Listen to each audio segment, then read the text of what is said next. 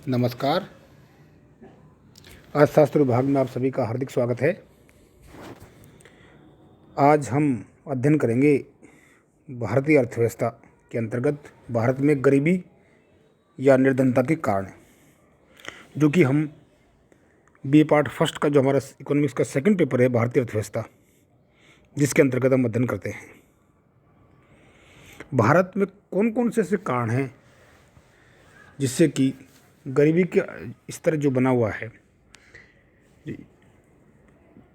इनमें हम अध्ययन करते हैं। पहला है अल्प विकास, अंडर डेवलपमेंट। क्योंकि हम जानते हैं कि भारत एक ऐसा देश है जहाँ पर प्राकृतिक साधनों की दृष्टि से ये संपन्न है, किंतु अल्प विकास के कारण उन प्राकृतिक संसाधनों का पर्याप्त दोहन नहीं कर पाने से उत्पादन, आय, रोजगार व भोग का स्तर बहुत नीचा है। अर्थात कहने का मतलब है कि गरीबी का बोलबाला है। तो ये जो मुख्य कारण है अल्प विकास, यानी कि ये गरीबी का प्रमुख कारण है।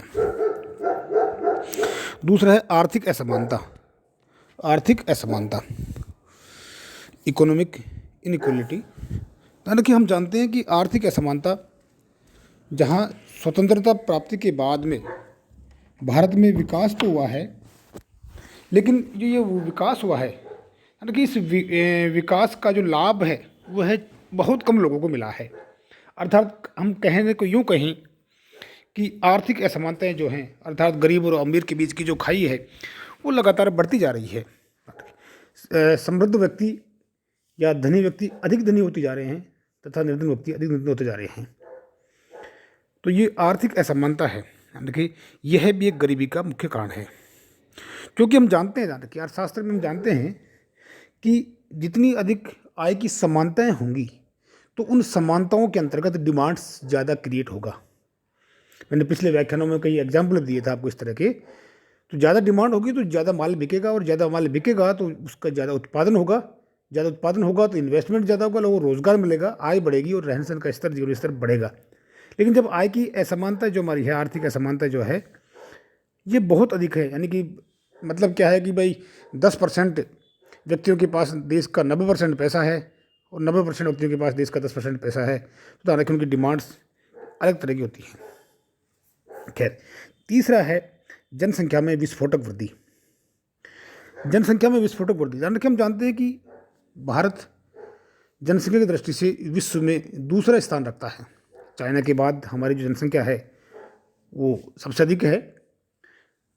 और ऐसी स्थिति में जनसंख्या में जो वृद्धि है, इससे जो प्राकृतिक साधन हैं या जो साधन है हमारे पास, उन पर दबाव ज़्यादा होता है।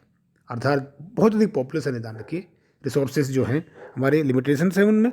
तो ऐसी स्थिति में जनसंख्या में जो विस्फोटक वृद्धि है, ये गरीबी का एक मुख्य कारण है। क्योंकि जनसंख्या में इतनी विस्फोटक वृद्धि के साथ साथ रोजगार का स्तर नहीं पनप पा रहा है।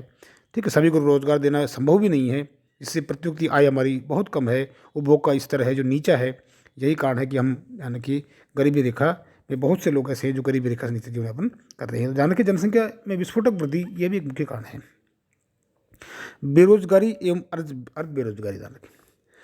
ठीक है, यानी कि बेरोजगारी, मैंने बताया कि ये तो मुख्य कारण है। ध्यान रखिए कि गरीबी जो हमारी है वह, उसका मुख्य कारण बेरोजगार है। यानी कि जो लोग बेरोजगार हैं, ठीक है, और जिनका आय का कोई सोर्स नहीं है, तो ऐसी स्थिति में वो लोग गरीब हैं। तो इसलिए बेरोजगारी जो हमारी है, ये गरीबी का मुख्य कारण है। नेक्स्ट है उत्पादन की निम्न प्रौद्योगिकी, यानी कि निम्न तकनीकी। ठीक है, यानी कि मैंने ये बताया कि हमारे यहाँ पर प्राकृतिक संसाधनों का की भरमार पाई जाती है। ठीक है, लेकिन जो उत्पादन है वो परंपरागत तरीकों से किया जा रहा है, अर्थात निम्न तकनीकी जो है प्रौद्योगिकी है, उसके कारण से उत्पादन किया जा रहा है। तो ऐसी स्थिति में वो गरीबी को जन्म देता है। अर्थात अच्छी तकनीक का इस्तेमाल हम नहीं कर पाएंगे, पूंजी निर्माण में वृद्धि नहीं कर पाएंगे, तो ये भी एक गरीबी को बढ़ावा देने का कारण है। पूंजी निर्माण की धीमी गति, लो कैपिटल फॉर्मेशन। ठीक है, यानी कि पूंजी निर्माण का मतलब क्या होता है? पूंजी के द्वारा पूंजी का निर्माण करना। ठीक है, पूंजी अर्थात एक तरह से हम कहें कि औद्योगिकरण को बढ़ावा देना, इन्वेस्टमेंट को बढ़ावा देना। ठीक है, उत्पादन में नवीन तकनीक का प्रयोग करना, इससे क्या होगा? आय बढ़ेगी, रोजगार बढ़ेगा, ठीक है, रहन सहन का स्तर बढ़ेगा, उत्पादन का स्तर बढ़ेगा, और लोग जो हैं वो कम गरीब होंगे, अर्थात लोगों की इनकम बढ़ेगी। कहने का मतलब मेरा यह है, लोगों की इनकम बढ़ेगी, और जब इनकम बढ़ेगी तो यानी कि उनका स्तर सुधरेगा, और उससे डिमांड्स बढ़ेंगी, डिमांड्स बढ़ने से उत्पादन बढ़ेगा, इन्वेस्टमेंट बढ़ेगा। तो इसलिए ये कब संभव है, यानी कि जब पूंजी निर्माण तेजी से हो। तो हमारे पूंजी निर्माण की धीमी गति है, तो इस कारण से यह भी एक गरीबी का मुख्य कारण है।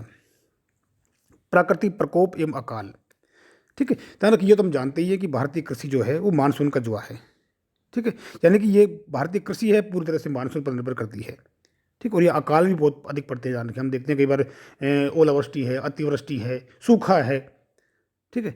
तो अब मानसून की जो अनिश्चितता बन रहती है, ध्यान रखिए, अपर्याप्तता, अतिवृष्टि है, इन तमाम कारणों से, ध्यान रखिए, इन कारणों से क्या है कि प्राकृतिक जो प्रकोप है, जो अकाल है, इनसे उत्पादन बहुत कम होता है। कृषि में उत्पादन होने से लोग की इनकम कम होती है, यानी कि कुल मिला के ये गरीबी का एक मुख्य कारण है, ठीक है।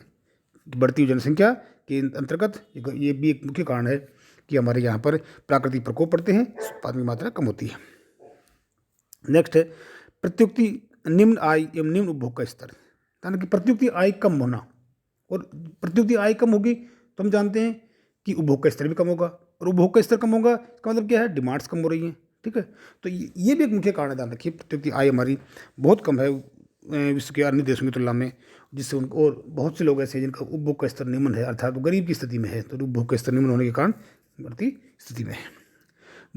नेक्स्ट है बढ़ती मुद्रास्फीति एवं आवश्यक वस्तुओं की अपर्याप्तता, बढ़ती मुद्रास्फीति एवं आवश्यक वस्तुओं की अपर्याप्तता। देखिए, हम देखते हैं कि मुद्रास्फीति या कीमतों में महंगाई लगातार तेजी से बढ़ती जा रही है, इसलिए जो गरीब व्यक्ति है, ध्यान रखिए, उस गरीब व्यक्ति की पहुंच से बाहर हो रहा है, उसकी आवश्यकता की वस्तुएं, ध्यान रखिए, जो उसकी उपभोग की वस्तुएं हैं उनकी वो पहुंच से बाहर हो रही है, और ऐसी स्थिति में जब उन वस्तुओं की वो खरीद से बाहर हो रही है, यानी कि उन डिमांड्स कम करेगा, ध्यान रखिए, तो उनका उत्पादन भी कम होगा, इन्वेस्टमेंट भी कम होगा, ठीक है। तो इस प्रकार से ये भी एक गरीबी का के कारण है कि लोगों की।